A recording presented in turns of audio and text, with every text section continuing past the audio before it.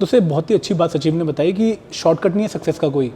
आपको standard sources पढ़ने पड़ेंगे, ढंग से पढ़ने पड़ेंगे, रिवाइज करने पड़ेंगे, तब जाकर आप एक्सपेक्ट कर सकते हो कि आपका रिजल्ट अच्छा आएगा।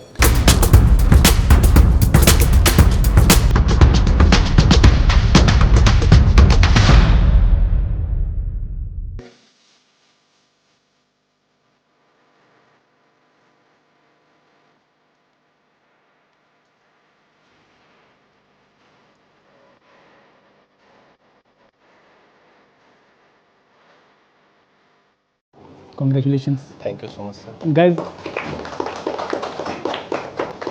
दोस्तों तालियां रुकनी नहीं चाहिए क्योंकि आज हमारे बीच हैं रैंक 1 सचिव नेहरा इन दी यूपीएससी एग्जामिनेशन। मतलब इनकी मैं कितनी तारीफ़ करूं, मतलब मुझे खुद समझ नहीं आ रहा कहाँ से स्टार्ट करूं। But he such a humble person और बहुत मेहनती हैं। मतलब इनसे जब मैं बात कर रहा था, दोस्तों इतने एग्ज़ाम्स इन्होंने क्लियर किए हैं जितने एग्ज़ाम्स हम सोचते भी नहीं हैं। मतलब और सिर्फ क्लियर नहीं किए हैं, हर एक में रैंक के साथ क्लियर किए हैं। मतलब 2014 ऑनवर्ड हर एग्ज़ाम के साथ इन्होंने खेला है और बहुत अच्छी इनकी अचीवमेंट्स रही हैं। और करंटली ये इनकम टैक्स इंस्पेक्टर हैं दिल्ली में। और दोस्तों एपीएफसी एग्जामिनेशन जब इन्होंने पहली बार सुना तो इन्होंने बोला कि यार इस एग्ज़ाम में तो मेरा रैंक 1 आएगा। मतलब इन्होंने पहले ही प्रेडिक्ट कर दिया था कि मैं इस एग्ज़ाम्स में तो मतलब बहुत अच्छी तरीके से रेडी हूँ। और काफ़ी अच्छे तरीके से इन्होंने इस एग्ज़ाम को प्रिपेयर भी किया, डिफरेंट प्रिपरेशन इन्होंने मैच करी और इनका रैंक 1 ही आया उसमें।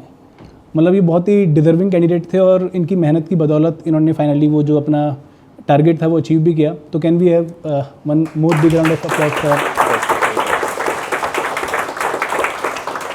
सचिव। मैं चाहूँगा कि आप थोड़ी सी अपनी जो जर्नी है उसको समराइज़ करें यहाँ पर। ओके, तो मैं सबसे पहले तो बताना चाहूँगा, मैंने इनिशियल मेरी 10th तक की एजुकेशन मेरे home village Narnaund Hisar district में आता है वहाँ से की और मैं हिंदी मीडियम से 10th तक कंप्लीट की मैंने एजुकेशन। उसके बाद मैंने स्टार्ट की अपनी जर्नी +1 +2 के लिए मैं हमारे डिस्ट्रिक्ट है जींद हमारे पास में, वहाँ पे गया। वहाँ इंग्लिश मीडियम में +1 और +2 नॉन मेडिकल से मैंने कंप्लीट की। उसके बाद सर 1 ईयर मैंने ड्रॉप लिया, आईआईटी के लिए प्रिपेयर किया। आईआईटी के लिए मैंने चंडीगढ़ में इंस्टीट्यूट है आकाश, मेडिकल के लिए फेमस है, वहाँ से मैंने आईआईटी की प्रिपरेशन के लिए 1 साल दिया टाइम। आईआईटी में नहीं क्लियर कर पाया बट एक ओके कॉलेज मिला मेरे को बीटेक के लिए और वहाँ भिवानी में टीआईटी कॉलेज से मैंने 4 ईयर्स से बीटेक की है इलेक्ट्रॉनिक्स एंड कम्युनिकेशन इंजीनियरिंग से। तो वहाँ से मेरी प्रिपरेशन जर्नी स्टार्ट होती है। जैसे ही 2013 में वहाँ से पास आउट हुआ तो एक सबकी तरह मेरे को भी गवर्नमेंट जॉब चाहिए थी। मेरे को नहीं पता था क्या कंपटीशन, कौन से एग्ज़ाम्स होते हैं। मैंने सबसे पहले अपने सीनियर्स, अपने फ्रेंड्स, उनसे पूछताछ की कौन कौन से एग्ज़ाम है जो मैं क्लियर कर सकता हूँ। सबने बोला easily bank PO, CGL, Delhi police, इस तरह के एग्ज़ाम्स उन्होंने सर बताए। तो उसके लिए मैंने अपनी प्रिपरेशन स्टार्ट की। एक मेरे फ्रेंड्स थे जो कोचिंग लेते थे, उनसे मटेरियल लिए, उनसे अपनी प्रिपरेशन की एक जर्नी है जो स्टार्ट की। तो उसमें फर्स्ट 2 ईयर्स में ही 14 और 15 में ही मेरा एसबीआई बैंक पीओ क्लियर हुआ। हालांकि मैंने इंटरव्यू नहीं दिया क्योंकि मैं एक सीट ख़राब नहीं करना चाह रहा था, क्योंकि साथ साथ मेरे कुछ एग्ज़ाम्स और भी क्लियर थे। मेरे को पता था अगर मेरा क्लियर हो गया सर मेरे घर वाले बोलेंगे नौकरी करो, फिर मैं आगे के लिए प्रिपेयर नहीं कर पाऊँगा। उसके साथ दिल्ली पुलिस सीपीओ में मेरी ऑल इंडिया रैंक 1 थी। मैंने उसका फिजिकल नहीं दिया क्योंकि वही दिल्ली पुलिस में ज्वाइन करता तो फिर मैं आगे तैयारी नहीं कर पाता। यूपीएससी का एक एग्ज़ाम है असिस्टेंट कमांडेंट, अगर आप सबको पता है तो, उसमें मेरे को आईटीबीपी मिली थी, वो मैंने ज्वाइन नहीं की क्योंकि मेरे को वहाँ पे फिजिकल ट्रेनिंग में जाना पड़ता और मैं आगे की तैयारी नहीं कर पाता। उसके अलावा आईबी ACIO 2 मैंने क्लियर किया था, उसका इंटरव्यू भी सेम रीज़न से मैंने नहीं दिया। आईबी की ट्रेनिंग सर 2 ईयर्स की होती है, जम्मू कश्मीर नॉर्थ ईस्ट पता नहीं कहाँ कहाँ जाना पड़ता है, और मैंने उसके इंटरव्यू भी नहीं दिया। फाइनली मैंने ज्वाइन की इनकम टैक्स इंस्पेक्टर CGL से, जिसमें ऑल इंडिया रैंक 13 थी मेरी। तो सर उसके साथ ही मैं आपको बताऊं, लास्ट टाइम जब ये एग्ज़ाम APFC 2015 में हुआ था तब भी मैंने ये एग्ज़ाम दिया था। हालांकि मेरे को इसका ABC भी नहीं पता था, जस्ट मैंने अपना सेंटर शिमला भरा। मेरे को था फ्रेंड्स के साथ एक टूर होगा, घूमने जाएंगे, एक अच्छा घूमने के इरादे से भरा था, क्योंकि सर इसका सिलेबस थोड़ा डिफरेंट है।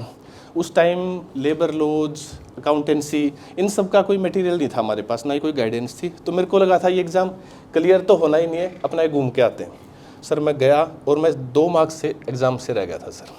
तो बाद में मेरे को रिग्रेट हुआ कि अगर मैं थोड़ा सा भी प्रिपेयर करता तो एग्ज़ाम मैं 2015 में निकाल सकता था। उसके बाद मैंने सिविल सर्विसेज की अपनी प्रिपरेशन स्टार्ट की। लगभग स्टार्टिंग में 15 और 16 में मैंने 2 बार मेंस लिखा, मेंस क्लियर नहीं हुआ। उसके बाद भी 2 साल मेरे और प्री क्लियर हुए, बट मैंने वो एग्ज़ाम मेंस ही नहीं लिखे बिकॉज मैं अपने इनकम टैक्स के वर्कलोड में इतना ज़्यादा बिजी था, अपना टाइम नहीं निकाल पा रहा था। सर 17 से 2020 लगा लीजिए 3 साल थे जो मेरे गैप ईयर्स थे।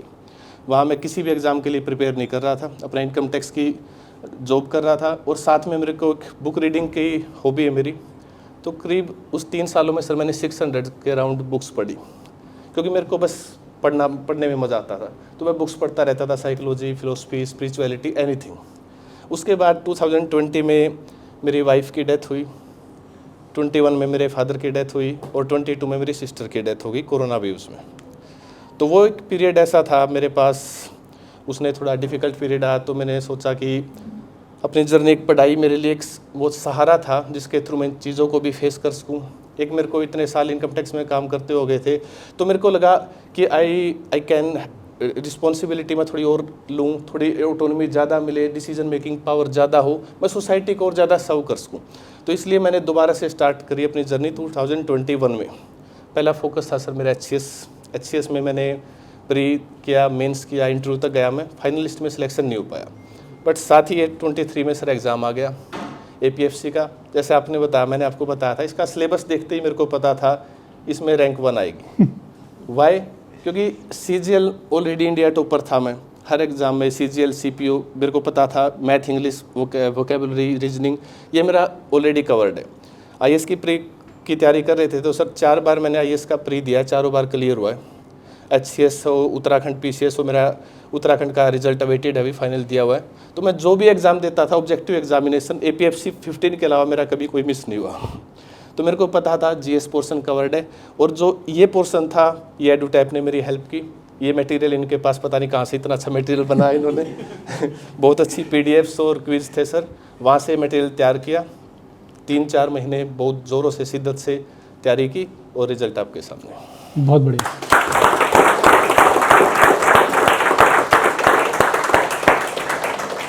दोस्तों, हम सबकी लाइफ में ऐसा होता है ना कि हम कुछ अचीव कर लेते हैं और फिर रुक जाते हैं। मतलब ऐसा लगता है कि यार ऑलरेडी बहुत कुछ मिल गया, अब और क्या करना है मतलब। पर इनकी लाइफ में आप देख रहे हो कि इनकी जो भूख है वो ख़त्म ही नहीं हो रही, टारगेट जो है रिफ्रेश होते जा रहे हैं। और सचिव, इतनी मोटिवेशन रखना सच में बहुत बड़ी बात है, और ख़ासकर जब आपकी पर्सनल लाइफ में आपको लॉसेस देखने को मिल रहे हैं। बिल्कुल सर। तो बहुत रिमार्केबल आपकी अचीवमेंट है, और मैं अभी आपको शब्दों में बयान नहीं कर पाऊंगा कि आपने क्या फीट अचीव करी है, बट रैंक 1 इज़ समथिंग जो सबसे ऊपर लेवल होता है मतलब। बिल्कुल सर। तो कोई क्वेश्चन पूछना चाहेगा सचिव से यहाँ पर उनकी प्रिपरेशन के रिगार्डिंग? सर, ये सैटिस्फैक्शन कब अचीव होगा आपको कि अब हो गया है? ये एक्चुअली आई थिंक इसका आंसर क्या है, मैं एक बार 17-18 में आपको बताया मैंने सेटिस्फाई हो गया था। मेरे को लगा था मुझे नहीं करना यार, वाइफ के साथ मैं हैप्पी था अपनी लाइफ में, मेरे को लगा मेरी हॉबीज़ को परस्यू करूँगा, it was all going fine.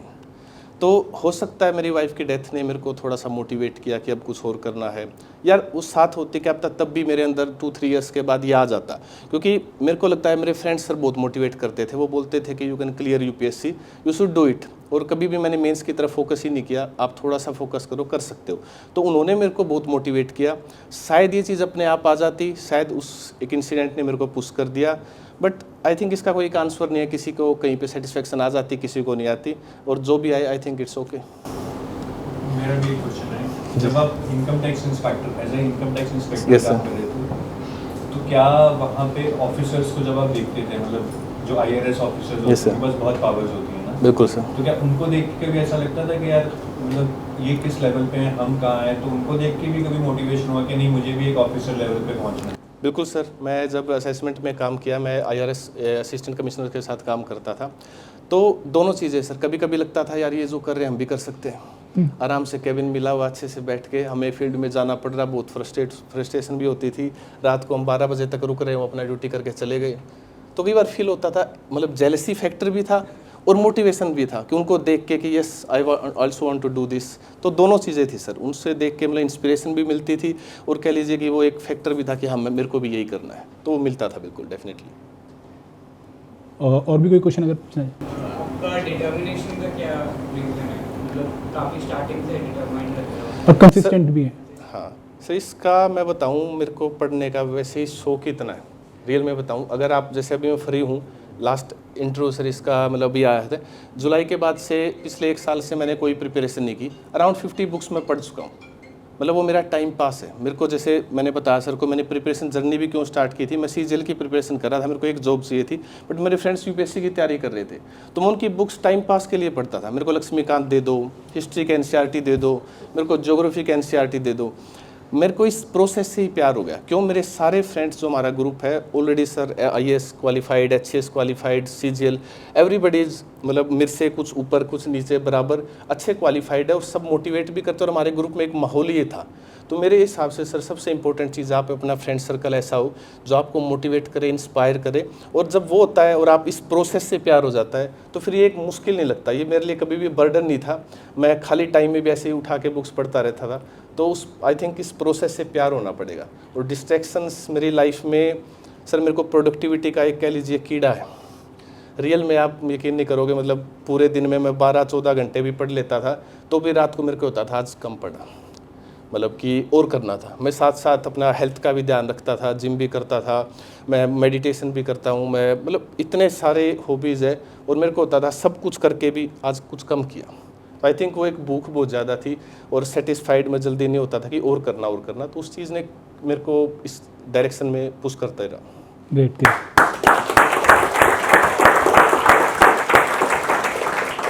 दोस्तों, मैं जब सचिव से बात कर रहा था, मैंने बोला कि शायद आप वो पहले इंसान हो जो लक्ष्मीकांत फ्री में पढ़ते थे, फ्री टाइम में पढ़ते थे।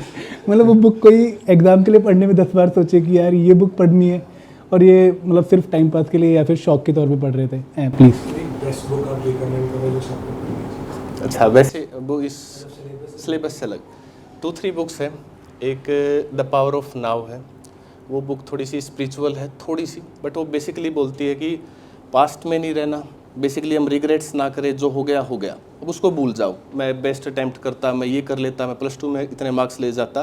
बेसिकली वो अच्छे से एक्सप्लेन करती है कि वाई इट्स अननेसेसरी, और फ्यूचर की जो एंग्जाइटी, जो हम एक तरह से एंग्जाइटी चलती रहती है, क्या होगा। बेसिकली वो बुक्स में काफ़ी सारी मेडिटेशंस और चीज़ों के थ्रू वो आपको बताती कैसे आप प्रेजेंट में रह के आप जो कर रहे हैं उस पर फोकस हो, तो आपकी प्रोडक्टिविटी बहुत ज़्यादा हो जाएगी। तो एक वो बुक है। उसके अलावा वैसे अगर आपको पढ़ने का शौक है, सेपियंस एक बुक है युवाल नोआ हरारी की, बहुत अच्छी बुक्स आप पढ़ें, और भी काफ़ी बुक है। आप पहले इन 2 से स्टार्ट करें, अच्छी बुक्स हैं। ग्रेट। और सर शायद मुझे लगता है कि आपको तभी हम एक बुक और गिफ्ट कर रहे हैं। अच्छा। और मैं आशा करता हूँ कि आपने ना पढ़ी हो। बताइए सर। कौन सी सर? सर ये 3 picks फॉर इन्वेस्टमेंट। ओके, नहीं पढ़ी मैंने, थैंक यू। आप अभी स्टॉक मार्केट भी मैं पढ़ रहा हूँ, 15 बिट्स बुक्स मैंने लास्ट ईयर की है कंप्लीट, तो ये नहीं पढ़ी है सर। Thank you. और ये बैज में चाहूँगा आप लगाएं यहाँ पर अपने। ओके। आपको जरूरत नहीं है stock market.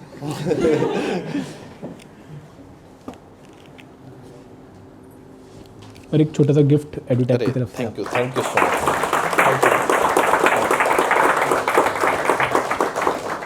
Thank you. Hi everyone, बहुत बहुत स्वागत है आप लोगों का एपीएफसी एग्जामिनेशन के सक्सेस स्टोरी सेशन में। और आज हमारे साथ हैं एक बहुत ही स्पेशल गेस्ट सचिव नेहरा, जिन्होंने 2023 के एपीएफसी एग्जामिनेशन में रैंक 1 हासिल किया है। तो मैनी कॉन्ग्रेचुलेशन सचिव। Thank you sir. एंड बहुत बहुत बधाइयाँ आपको इस पर्टिकुलर अचीवमेंट के लिए। और दोस्तों, इस पर्टिकुलर सेशन में हम सचिव से बहुत सारी बातें करने वाले हैं कि उनकी स्ट्रेटजी क्या थी, उन्होंने किस तरीके से प्लानिंग करी इस एग्जामिनेशन की, उनकी पास्ट अचीवमेंट्स क्या थी। तो आप लोगों के लिए बहुत ही शानदार सेशन होने वाला है, आपको बहुत कुछ सीखने को मिलने वाला है। तो इस सेशन एंड तक पक्का दिखेगा। तो सचिव, सबसे पहले तो मैं आपसे यही जानना चाहूँगा कि क्या आप एक्सपेक्ट कर रहे थे कि रैंक 1 आएगा आपका इस एग्जामिनेशन में? सर आई वाज एक्सपेक्टिंग कि टॉप 5 में मैं होऊंगा, बट सर 1 रैंक तो थोड़ा सा एक्सपेक्टेड ऑलवेज होता है सर। तो I was expecting, but it's real में सर वंडरफुल, रैंक 1 ज़बरदस्त। ग्रेट।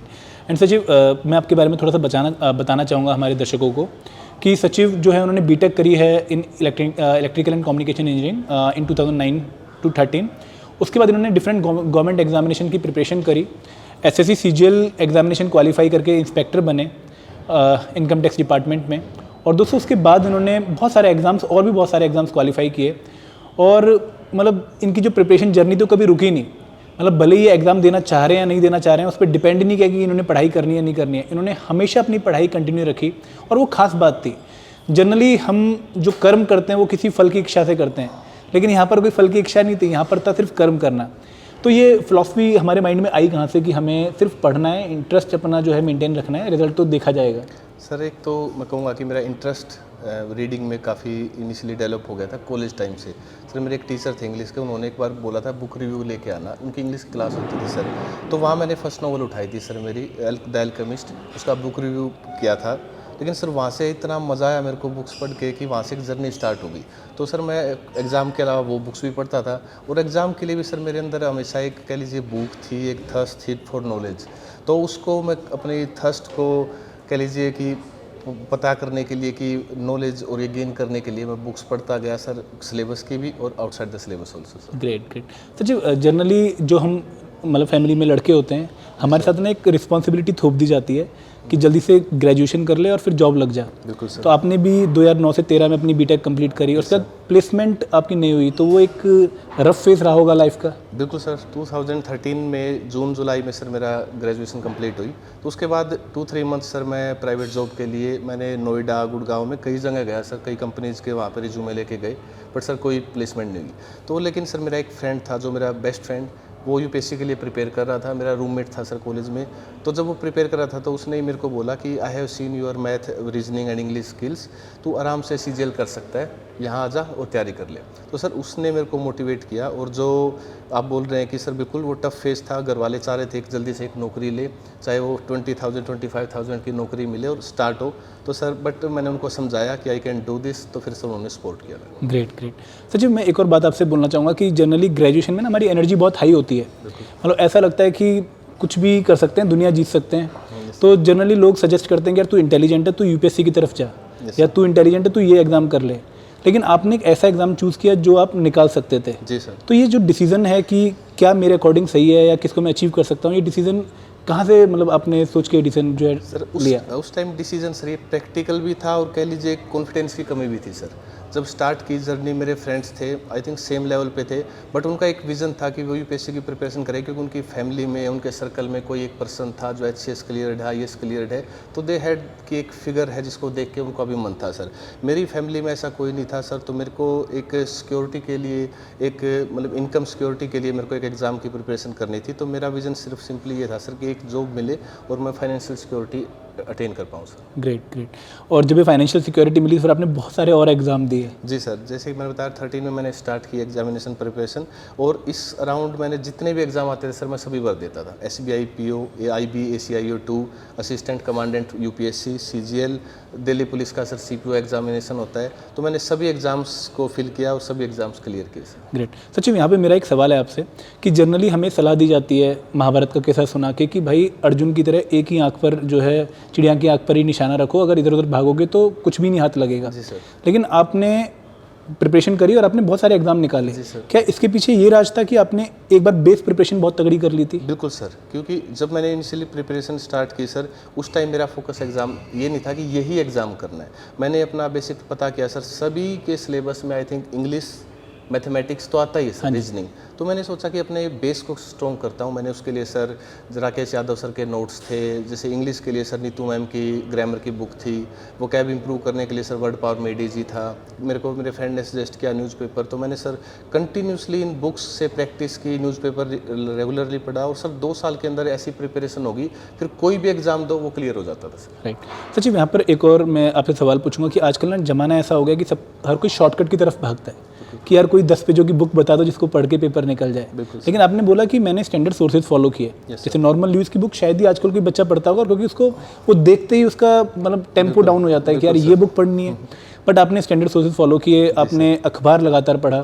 तो जनरली लोग ये कमेंट करते हैं कि यार न्यूज़पेपर बहुत हैवी डॉक्यूमेंट है, कैसे पढ़ा जाए। तो आप डेली रूटीन में कैसे न्यूज़पेपर को अलाइन करते थे? सर सबसे पहले जैसे मैं बताऊं, मैंने काफ़ी और ऑलमोस्ट 40-50 स्टूडेंट्स को सर मेंटोर भी किया है CGL एग्ज़ाम के लिए। तो सर मैंने क्या देखा, जैसे मैथमेटिक्स सब कर लेते हैं सर, 2-3 मंथ्स में थोड़ा इंप्रूव भी हो जाता है। इंग्लिश में सर इंप्रूवमेंट ईजिली नहीं होती सर, वहाँ पे आपको शॉर्ट टर्म में कोई गेन नहीं ले सकते। तो मैं उनको सबको ये सजेस्ट करता था सर कि न्यूज़पेपर क्यों पढ़ना सर, क्योंकि आपकी इंग्लिश कॉम्प्रिहेंशन है सर, आपकी वोकैबुलरी है, आपकी ग्रामेटिकल एरर डिटेक्शन स्किल्स है, वो सब इंप्रूव होगी और वो इतनी स्लोली होगी सर, आपको दिखेगा नहीं, आपको पता नहीं लगेगा, but in the long run वही चीज़ है जो सबसे ज़्यादा इंप्रूवमेंट करेगी सर। तो मैं सबको मेंटर करते हुए यही बोलता था, और मेरा खुद सक्सेस का राज ये था सर। जैसे आपने बताया नॉर्मन लुइस को मैंने काफ़ी टाइम्स पढ़ा सर, और मैंने बहुत लोगों को सजेस्ट किया बुक खरीदने के लिए, क्योंकि उसमें रूट वर्ड से जो बेस से जो तैयार की जाती है आपकी वोकैब सर, उसका आई थिंक कोई भी अल्टरनेटिव नहीं है। तो I think these are the best source जो लॉन्ग टर्म में आपकी नॉलेज और आपकी स्किल्स में इंप्रूवमेंट लाएंगे सर। दोस्तों बहुत ही अच्छी बात सचिव ने बताई कि शॉर्टकट नहीं है सक्सेस का कोई, आपको स्टैंडर्ड सोर्सेज पढ़ने पड़ेंगे, ढंग से पढ़ने पड़ेंगे, रिवाइज करने पड़ेंगे, तब जाकर आप एक्सपेक्ट कर सकते हो कि आपका रिजल्ट अच्छा आएगा। सचिव उसके बाद हमने जॉब शुरू करी। Yes sir. एंड यूपीएससी भी आपने मजाक मजाक में पढ़ना शुरू कर दिया। Yes sir. प्रीलिम्स क्वालिफाई कर लिए। Yes sir. तो ये जो सब प्रिपरेशन आपकी डिफरेंट स्टेजेस पे हुई, जी सर। उन्होंने हेल्प करी आपकी पीएफसी एग्जामिनेशन में? सर बिल्कुल की, क्योंकि मैंने बताया जैसे 15 में मैंने APFC एग्ज़ाम दिया था सर, मैं 2 मार्क्स से रह गया था सर उसमें। उसी टाइम 15-16 में मैंने सर UPSC मेंस लिखे हैं।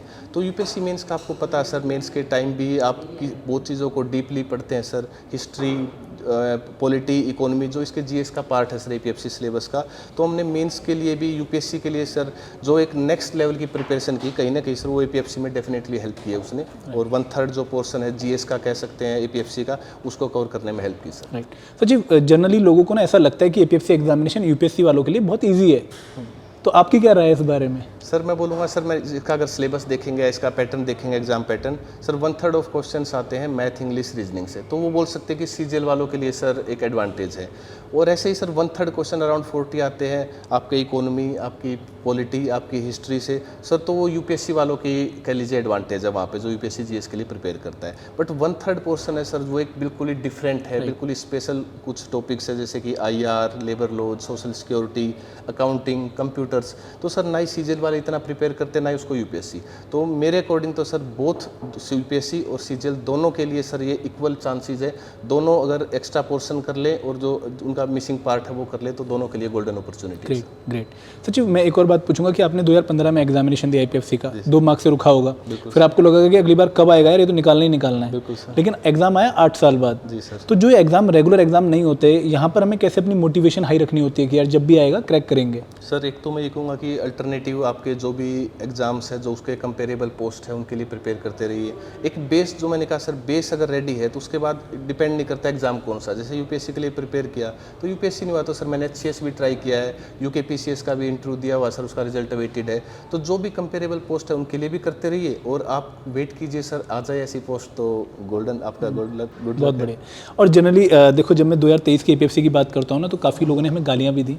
क्यों दी? क्योंकि हमने 2021 में ये इन्फॉर्मेशन दी कि यार APFC ऐसी पोस्ट है जो आ रही है, जी सर। लेकिन कब आ रही है वो हमें भी नहीं पता था। 2022 तक काफ़ी हल्ला रहा, लेकिन लोगों को लग रहा था कि हम शायद फेक न्यूज़ जो है दे रहे हैं कि नोटिफिकेशन आएगी, लेकिन कोई नोटिफिकेशन की इन्फॉर्मेशन ही नहीं है। तो फरवरी में जब एकदम नोटिफिकेशन आई तो लोगों के पास टाइम बहुत कम बचा कि यार अब तो सिर्फ 4 महीने एग्जामिनेशन के लिए। तो आपको क्या लगता है कि इस एग्जाम की प्रिपरेशन कब स्टार्ट करनी चाहिए और कैसे स्टार्ट करनी चाहिए? आपने क्या प्लानिंग करी इस एग्जाम की प्रिपरेशन? मैं तो ये कहूँगा कि देखिए, रेगुलर एग्जाम नहीं है तो आप सिर्फ इस एग्जाम के भरोसे भी नहीं बैठ सकते हैं सर। आपको आपका जो भी टारगेट है, CGL है या UPSC, सर उसकी प्रिपरेशन जोर शोरों से कीजिए। और जैसे ही लगे, थोड़ा आइडिया लग जाता है सर कि एग्ज़ाम आने वाला है, बिल्कुल वेट मत कीजिए कि नोटिफिकेशन का सर, क्योंकि फिर आपके पास टाइम नहीं रहेगा। इसका सिलेबस सर स्पेशल सिलेबस भी है, उसको करने में ही सर बहुत टाइम लग जाता है। जैसे मैं बताऊं, HCS प्रीलिम्स के बाद सर मेरे पास 40 डेज थे, और मैं श्योर था सर कि मेरा GS कवर्ड है, मेरा CGL पार्ट कवर्ड है, तो मैं तो ये 15 डेज में सिलेबस कर दूंगा सर। लेकिन 40 डेज 45 डेज में सर मेरे लिए भी मुश्किल हो रखा था इन चीज़ों को बार बार अच्छे से प्रैक्टिस कर पाना और रिवाइज कर पाना। तो मैं सबको सजेस्ट करूँगा नोटिफिकेशन का वेट ना करें, और थोड़ा सा पहले अपने कोर्स कवर रखें। 6 मंथ्स 1 ईयर एक इसके लिए डेडिकेटेडली प्रिपेयर करें। राइट। एंड स्टैंडर्ड सोर्सेज वही रहेंगे हमारे UPSC वाले, GS के लिए और QRE वाले? सर जैसे मैंने सर, क्योंकि सोर्सेज को बार बार किया हुआ सर मैं उनसे कंफर्टेबल था। डिफरेंट सोर्सेज को सर इसके लिए अलग से करने की आई थिंक रिक्वायर्ड नहीं है, GS के पोर्शन के लिए भी और CGL वाले पोर्शन के लिए भी। हाँ सर, IR, सोशल सिक्योरिटी के लिए आपको स्पेशल चीज़ें करनी पड़ेगी क्योंकि वो सिलेबस से डिफरेंट है, तो उन नोट्स के लिए आप डिफरेंट सोर्सेज यूज़ कर सकते हैं, बट GS के लिए सर राइट। ये एक बहुत ही अच्छी बात सचिव ने यहाँ पर बोली। दोस्तों, एक कंपोनेंट की 10 बुक पढ़ने की बजाय ना हमें एक ही बुक को 10 बार पढ़ना चाहिए, और जो बुक आपने बार बार पढ़ी होती है ना, वो एग्जाम में आपकी इमेज बन रही होती है कि यार इस क्वेश्चन को सॉल्व करते टाइम ये क्वेश्चन तो लक्ष्मीकांत में उस पेज पे था, और वही आपका आंसर ठीक करवाता है। तो ये स्ट्रेटेजी बहुत सही थी। जनरली हमसे सचिव काफ़ी लोग क्वेश्चन पूछते हैं कि सर APFC एग्जाम में पॉलिटी कहाँ से पढ़नी है, तो हम कहते हैं कि यार वही पॉलिटी वही, है बिल्कुल जो सर, लक्ष्मीकांत में है। बाइबल है सर। Right right. एंड एक और क्वेश्चन मैं आपसे सचिव पूछूंगा कि इंटरव्यू का एक्सपीरियंस कैसा था आपका एपीएससी एग्जामिनेशन का, क्योंकि जनरली यूपीएससी का इंटरव्यू एक अलग लेवल पे माना जाता है। बिल्कुल सर। आपने ऑलरेडी बहुत सारे इंटरव्यू दे रखे थे पहले। सर मैंने एचसीएस का, सीजीएल का वगैरह इंटरव्यूज दिए थे और यूपीएससी का भी सर असिस्टेंट कमांडेंट के लिए मैं एक इंटरव्यू दे चुका था। तो थोड़ा सा नर्वस तो सर फिर भी होते ही हैं, बट यहाँ एक कॉन्फिडेंस था कि मैं यहाँ पे आ चुका हूँ, मैं क्लियर कर चुका हूँ। मेरे को लास्ट टाइम भी सर 2014 में अच्छे मार्क्स मिले थे असिस्टेंट कमांडेंट के लिए, तो आई वॉज प्रेटी श्योर कि अभी तो और भी इंप्रूवमेंट की है तो अच्छे मार्क्स होंगे। बट वही sir little bit of nervousness, little bit of confidence और एक एक्साइटिंग एक्सपीरियंस था सर। किस तरह के क्वेश्चन पूछे गए आपसे? सर मेरा इंटरव्यू चला मेरी हॉबीज़ के राउंड। जैसे मेरी हॉबीज सर मेडिटेशन, तो जो चेयरमैन सर थे बोर्ड के सर, वो काफ़ी इंटरेस्टेड लगे मेरे को मेडिटेशन में। तो उन्होंने मुझसे कुंडलिनी के 7 चक्कर, उनके नाम, उनका कौन सा इष्ट देव होता है, कौन सा कलर देखते हैं, कौन सी स्पिरिचुअल बुक्स पढ़ी है, ओशो की डायनेमिक मेडिटेशन, विपासना मेडिटेशन, एसन गोयंका सर, इनसे रिलेटेड क्वेश्चंस पूछे। और जो कि सर मैं उससे इतना फेमिलियर हूँ क्योंकि अराउंड 150 बुक्स मैं पढ़ चुका हूँ सर स्पिरिचुअल से रिलेटेड, तो मेरे लिए ईजी था सर। सेकंड चला सर मेरा हिस्ट्री पे काफ़ी गया इंटरव्यू। एक मैम थी, उन्होंने मेरे से हिस्ट्री से पूछा, क्योंकि मेरा विलेज है सर नारनौंद, हड़प्पन साइट है, राखी गढ़ी उसके पास है सर। तो उन्होंने मेरे से 6-7 साइट्स के बारे में पूछा, उनकी स्पेशलिटी पूछी। और मेरा हिस्ट्री ऑप्शनल सर एचसीएस में, तो आई वॉज प्रिपेयर्ड, तो वहाँ भी कोई प्रॉब्लम थी सर। 70-80% इंटरव्यू सर काफ़ी अच्छा गया इस वजह से। तो मतलब मुझे ऐसा लग रहा है कि सारी कायनात चाहती थी कि आपका रैंक 1 आ जाए। बिल्कुल सर, मैं तो सबको बोल रहा था सर जैसे ही एग्ज़ाम आया, क्योंकि सर अकाउंट से, जैसे मैंने आपको बताया मैं इनकम टैक्स में हूँ, इनकम टैक्स के कंफर्मेशन एग्जाम होता है सर, एक प्रमोशन एग्जाम होता है आईटीओ के लिए, तो उसमें अकाउंट्स आता है सर। अकाउंट्स तो हम बहुत डीप पढ़ते हैं, तो जब मैंने देखा कि अकाउंट्स मेरे को आता है, हिस्ट्री मेरा ऑप्शनल है, सीजीएल में सर ऑल इंडिया टॉपर था, इंग्लिश में हमेशा सर मैं सीपीओ बताऊँ एग्जाम, उसमें मेंस में ओनली इंग्लिश आती है, ऑल इंडिया रैंक 1 था सर। और जीएस मेरा आज तक कोई प्रीलिम्स रुका नहीं सर, तो आई वॉज प्रेटी श्योर कि ये मेरे लिए ही बनाया गया एग्जाम। ग्रेट। पर सचिव जनरली क्या होता है कि जब हमारी प्रिपरेशन अच्छी होती है, कॉन्फिडेंस भी हाई होता है, लेकिन एग्जीक्यूशन भी एक बहुत इंपॉर्टेंट गेम होती है कि यार उस दिन जाकर आप कैसा परफॉर्म करते हो। बिल्कुल सर। मतलब जनरली हमने देखा है कि जैसे नीरज चोपड़ा है ना, अगर भले ही 90 मीटर का रिकॉर्ड मार रखा हो, लेकिन अगर उस दिन आपने परफॉर्म नहीं किया, जिस दिन ओलंपिक में रिक्वायरमेंट थी, तो शायद मेडल ना आए। तो आपने एग्जीक्यूशन डे को कैसे मैनेज किया? सर एग्जीक्यूशन डे को मैनेज करने के लिए मेरे अकॉर्डिंग सबसे बेस्ट चीज़ है, आप सेम जो एग्ज़ाम में आपका एक तरह से कह लीजिए जैसे 2 आवर्स का एग्ज़ाम है, तो वो एक्सपीरियंस आप रेप्लिकेट कीजिए अपने घर पे और 2 आवर्स के मॉक कीजिए सेम टाइमिंग्स पे। तो सर बिल्कुल लास्ट वीक और 10 डेज़ पहले मैंने sir every day I used to do 1-2 hours mock, और उसने सर प्रैक्टिस काफ़ी एक तरह से कह लीजिए कि एडजस्ट करा दिया कि इतने टाइम में क्वेश्चंस इतने करने हैं, तो वो बेस्ट स्ट्रेटजी सर। सचिव लेकिन यहाँ पर ना मैं बताना चाहूँगा कि कुछ दोस्त ऐसे होते हैं जिनको मॉक देख के लगता है कि यार ये तो नंबर बहुत कम आ गए हैं, मतलब मोटिवेशन ही डाउन हो जाती है कि हमसे नहीं निकलेगा। तो ऐसा आपके साथ भी हुआ होगा, कुछ मॉक्स में कम नंबर आए होंगे? सर कभी कभी हो जाता है कम, बट सर वो मेरे को लगता है कि आपके लिए बेनिफिशियल ज़्यादा है, क्योंकि आपको पता लगेगा कि किस टॉपिक या किस पार्ट से आपकी वीकनेस कहीं पे है, छुपी हुई है, आपके क्वेश्चंस गलत हो रहे हैं। तो मैं तो सर इसलिए यूज़ करता था मॉक को कि मेरे को अपनी वीकनेस पता लगे। एक भी क्वेश्चन अगर पॉलिटी का गलत हो गया तो फिर अपना दोबारा रिवाइज करते हैं। उड़ान सीरीज आती है ओनली आईएएस की सर जैसे, तो मैं तो अपना रिवीजन पे लग जाता था कि मेरे को ये वीकनेस भी पूरी करनी है। दोस्तों यहाँ पर ना माइंडसेट बहुत ज़रूरी है कि कैसा माइंडसेट है आपका। क्या आप अपनी नेगेटिव एनर्जी को पॉजिटिवली चैनलाइज करते हैं या फिर अपने ऊपर उसको हावी होने देते हैं? तो सचिव के केस में रैंक 1 इसलिए ही नहीं आया कि इन्होंने बहुत मेहनत करी, इनका माइंडसेट भी बहुत पॉजिटिव था। एंड सचिव एक और चीज़ पूछना चाहूँगा कि आप एससीएस और यूपीपीसीएस एग्जामिनेशंस भी दे रहे थे, वहाँ पे भी काफ़ी अच्छा लेवल आपने जो है पहुँचा था आपका। तो स्टेट सिविल सर्विस से हम एपीएफसी को जब कंपेयर करते हैं तो क्या कंपेरिजन हमें देखने को मिलता है? सर आई थिंक कंपैरिजन बनता ही नहीं है इसमें, या कह लीजिए कि हाँ ठीक है सिलेबस के कुछ पोर्शंस इक्वल है, बट काफ़ी डिफरेंट जॉब है सर। एक तो यूपीएससी लेता है सर, तो यूपीएससी सर इंटीग्रिटी काफ़ी अच्छी बॉडी की सर, रेगुलर एग्जाम ये तो नहीं होता, बट नॉर्मली यूपीएससी का सर एक पैटर्न आप देख सकते हैं। एज स्टेट में क्या होता है सर, आपको पता नहीं कि एग्ज़ाम कब कंप्लीट होगा, आपको पता नहीं कि इसका सिलेबस या इसका एग्ज़ाम पैटर्न चेंज हो जाएगा। तो एक तो सर सर्टेनिटी, और दूसरा सर सेंट्रल जॉब है, ग्रुप ए पोस्ट है, आपको पूरे ऑल इंडिया में सर्व करने का मौका मिलेगा। ये ऑर्गेनाइजेशन सोशल सर्व भी कर रही है सर, तो आई थिंक एक काफ़ी different all together different league है सर, और एक अच्छा एग्जाम है। ग्रेट। सचिव थोड़ी सी पर्सनल लाइफ के बारे में बात करते हैं कि जॉब के साथ पढ़ाई करना ना एक बहुत ही डिफिकल्ट एस्पेक्ट है। बिल्कुल सर। मतलब लोगों के 1000 एक्सक्यूजेज होते हैं कि यार आज दिन खराब था, आज तो मैनेजर ने ऑफिसर ने काफ़ी काम दे दिया, आज 12 बजे तक ऑफिस में रुकना पड़ा। तो आपके साथ भी ये दिक्कतें आई होंगी? बिल्कुल सर, मैंने जैसे बताया 17 में सर 2017 में मेरे को असेसमेंट में मेरी पोस्टिंग हो गई थी सर, वहाँ पे वर्कलोड काफ़ी ज़्यादा था, तो मैं खुद भी सर प्रिपरेशन को कंटिन्यू नहीं रख पाया, मेरे को काफ़ी प्रॉब्लम्स कोर्स हुई। लेकिन जैसे ही मेरे को सर नॉन असेसमेंट चार्ज मिला, ट्रेनिंग डिपार्टमेंट में गया, वहाँ पे टाइम था सर, कोलीग्स का भी बहुत इंपॉर्टेंट रोल है सर, आपके सीनियर्स का भी बहुत इंपॉर्टेंट रोल है, उन्होंने मेरे को सर गाइड किया, वर्कलोड को मैनेज रखा। और सर खुद भी काफ़ी डिफिकल्टी होती है क्योंकि जाना तो रोज़ पड़ता ही था सर। तो आपको मॉर्निंग में पढ़ना है, आपको पता है वहाँ पे लंच का यूज़ करना, आप फ्रेंड से बात नहीं करेंगे, आप पढ़ रहे होंगे, गाड़ी से आते जाते सर आप यूट्यूब पे वीडियोस देख रहे होते हैं, और आके फिर से आपको 6 आवर 4 आवर्स की स्टडी करनी है। तो डिफ़िकल्ट है sir, but I think it can be managed अगर हम स्मार्टली वर्क करें तो। ग्रेट। तो सचिव, एक और था कि आप ना अपने ग्रुप में काफ़ी होशियार माने जाते हो, जैसे हम पूनम मैम से बात कर रहे थे, जी सर। तो एक्सपेक्टेशन का लोड रहा कभी कि यार मुझे तो परफॉर्म करना ही है अच्छा? मतलब बिल्कुल सर, जैसे मैं बताऊँ CGL में मेरे फ्रेंड्स यही बैठ लगा बैठे थे कि रैंक 1 आएगी, CPO में मेरी रैंक 1 आ गई थी, तो सब एग्जाम्स में उनको होता था कि यू विल अटेन रैंक 1, तो थोड़ी एक्सपेक्टेशंस होती थी। लेकिन उससे सर क्या है, उससे मेरे को होता एक्स्ट्रा पुश ही मिलता था कि मेरे को और ज़्यादा प्रिपेयर करना है, because so many expectations are on me, तो सर उससे पुश मिलता था definitely. Right. And Sachiv, mother का क्या रिएक्शन था जब आपने बताया कि मेरा APFC एग्जामिनेशन में रैंक 1 आया? मेरी मदर ने काफ़ी फेस किया, जैसे मैंने बताया, माय वाइफ्स डेथ, मेरे फादर की डेथ हुई 22 में, 23 में मेरी सिस्टर की डेथ हुई, तो काफ़ी डिफ़िकल्ट फेज से गुजरे थे सर। और वो वेट कर रहे थे, उनको लगा था पता नहीं भगवान हमारे पीछे पड़ गया, हमें कब अच्छे दिन आएंगे। तो फाइनली जब रिजल्ट आया तो शी वॉज वेरी हैप्पी कि यस हमारी लाइफ में भी कुछ अच्छा होगा। Great great. एंड सचिव, ये पर्सनल लॉसेस ना हमें तोड़ देते हैं। बिल्कुल सर। मतलब आदमी जितना भी मजबूत क्यों ना हो, ठीक है, शारीरिक तौर पे या मानसिक तौर पे, लेकिन ऐसे लॉसेस झेल पाना बहुत मुश्किल है। तो ये जो पढ़ाई है शायद इसने आपका सहारा मतलब आपका बनी कि आपको थोड़ा डाइवर्ट किया और आपको और अच्छे तरीके से मेहनत करने पे लगाया इसने। बिल्कुल सर, बिल्कुल मैं ये कहना चाहूँगा कि इसमें मेरे friends sir, I have really very nice good set of friends sir. मेरे जैसे जिनके साथ मैं रहता हूँ, मेरी फ्रेंड पूनम जिनका रैंक 34 आया है, उनके हस्बैंड सुमित, इस इमोशनल टाइम में सर वो मेरे साथ पिलर की तरह खड़े थे।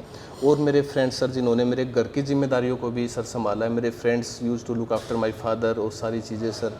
और साथ में सर जो मेरी मेडिटेशन प्रैक्टिस और स्पिरिचुअल बुक्स में पढ़ता था सर, उन्होंने काफ़ी स्ट्रॉन्ग रखा इस डायरेक्शन में मेरे को कि it's a bad time, it will go away and you will definitely get good marks. Great great. सचिव, थोड़ा सा डिफरेंट एरिया पे हम जाते हैं। सचिव की हॉबीज़ क्या हैं? ओके सर, मेरी हॉबीज़ काफ़ी डिफरेंट हैं सर। मेरे को बुक्स पढ़ना बहुत पसंद है, क्रिकेट खेलना बहुत पसंद है सर। मैं कॉलेज में भी क्रिकेट कैप्टन होता था सर। तो क्रिकेट, बुक्स रीडिंग, मेडिटेशन का बहुत शौक है सर मेरे को। फ्री टाइम में मैं कि कहीं भी हूँ sir, I am meditating on my breath और एनीथिंग सर। उसके अलावा सर फ्रेंड्स के साथ जस्ट स्पेंडिंग टाइम। सचिव ने 29 जून बहुत अच्छे से सेलिब्रेट करी होगी। हाँ बिल्कुल सर। Great great. सचिव, फेवरेट प्लेयर कौन है आपका? Favourite player sir Yuvraj Singh होते थे, अभी रोहित शर्मा है। Great great. एंड सचिव, आपने ना बहुत सारे एग्जाम्स क्वालिफाई किए हैं, जी सर। तो आप सक्सेस को किस तरीके से डिफाइन करोगे? सर सक्सेस मेरे अकॉर्डिंग सर, जब आप एवरी डे प्रेजेंट रह के सर जो प्रेजेंट है उसको इन्जॉय कर पाएँ। वो हर किसी के लिए सर डिफरेंट हो गए इसके पैरामीटर्स की क्या मेरे लिए सक्सेस मीन करती है। बट सर डेफिनेटली मैं फील करूँ, मैंने पहले भी ऐसा फील किया था, बट कहीं ना कहीं कुछ कमी, कुछ एक लैक फील होता था कि I can do better. Finally sir यहाँ के फील हो रहा है कि yes I have achieved something और अब मैं रुक के इन्जॉय कर सकता हूँ लाइफ। Great great. सचिव, बहुत कुछ सीखने को मिला आपसे, हमने बहुत कुछ जाना भी। जो फ्यूचर एस्पिरेंट्स हैं जो प्रिपेयर कर रहे हैं एग्जाम के लिए, उनके लिए आपका क्या मैसेज रहेगा? सर उनके लिए मैं यही बोलना चाहूँगा कि पहले तो बी अवेयर कि आप कहाँ स्टैंड कर रहे हैं। सर हमारी कुछ स्ट्रेंथ्स होती है, कुछ वीकनेस होती है। मैंने बहुत से बच्चों को मेंटर किया सर, उनकी वीकनेस उनको पता होती है सर। मैं 2 साल बाद भी उनसे बात कर रहा हूँ कि अच्छा तुम्हारी इंग्लिश कमज़ोर थी, क्या किया? कुछ नहीं sir, they are there only. तो मैं बोलूँगा सर वीकनेस पता करें, फिर उस पर काम करें सर। बोलने में ईजी लगता है कि जैसे मैं बताऊँ सर, मैंने कि 2 साल में इंग्लिश में मैं सर एक नॉर्मल स्टूडेंट से मैं इंडिया का बेस्ट पर्सन था सर, बेस्ट स्कोर कर रहा था। लेकिन वो 2 साल में सर मैंने कितने रजिस्टर्स भरे हैं वो कैब के, कितनी बुक्स पढ़ी हैं, कितनी नॉवेल्स पढ़ी हैं। वो एक एवरी डे इट्स डिफ़िकल्ट, बाद में ऐसा लगता है कि हाँ हो गया सर। तो मैं कहूँगा अपनी वीकनेस आइडेंटिफाई के उस पर काम करें, अब सभी डिस्ट्रैक्शन से दूर रह के और हार्ड वर्क करते रहेंगे तो कभी ना कभी सर सक्सेस जरूर मिलेगी। देखिए, अगेन सचिव ने बहुत क्लासिक बात बोली कि हमें ना अपनी वीकनेस पता होनी चाहिए। मतलब जनरली हम अपनी वीकनेस अवॉइड करते हैं क्योंकि हमें सुनने में बहुत बुरी लग रही होती है वो। सर बिल्कुल। और याद रखिए, अगर आप डेली काम करेंगे ना, एक प्रोसेस है, एक दिन में नहीं होगा लेकिन एक दिन पक्का होगा कि आप अच्छे बन जाओगे। तो सचिव, बहुत बहुत धन्यवाद, आपने हमें बहुत सारी गाइडेंस दी और हमारे एस्पिरेंट्स को अपने ज्ञान दिया। एंड मैं आशा करता हूँ कि आपकी आने वाली लाइफ और सुखद हो और आपको सारी खुशियाँ मिले। Thank you sir, thank you for inviting me. Thank you sir.